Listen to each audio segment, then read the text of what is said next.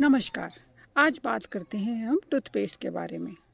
बहुत सारे brands toothpaste के मार्केट में अवेलेबल हैं, बट क्या वो सारी कंडीशंस के लिए सेम हैं या उनकी कुछ पर्टिकुलर स्पेसिफिसिटी है? तो आज हम इस पे बात करेंगे। So let's start with the Colgate. Colgate is a most popular brand which is available in the market presently.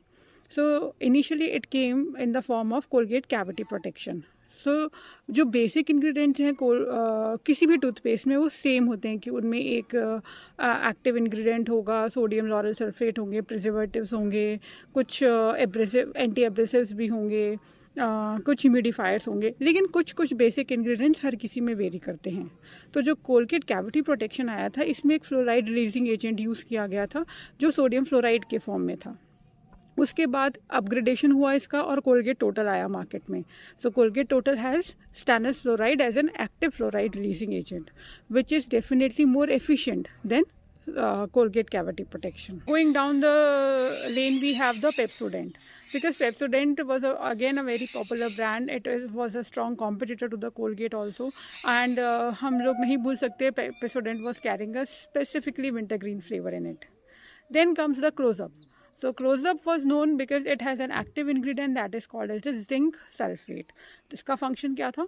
Zinc sulfate was working as an antibacterial component. Along with it, it has a specific extract like the tea tree and the eucalyptus tree extracts. अब हम जब specific ingredients की बात कर रहे हैं तो let's talk more specifically like the Clinpro 5000.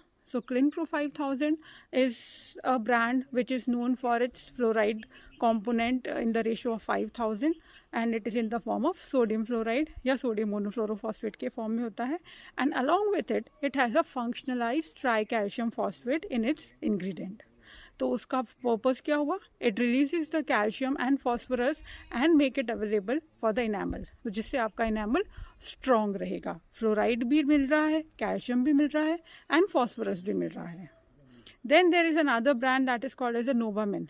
Our Novamin is different because it has a bioactive glass component in it. And what is the chemical name of glass component? It is the sodium phosphosilicate in the form of sodium phosphosilicate. So it is basically doing what? ये calcium और phosphorus को easily available करा देता है, तो वो enamel की strengthening और अच्छी करते हैं।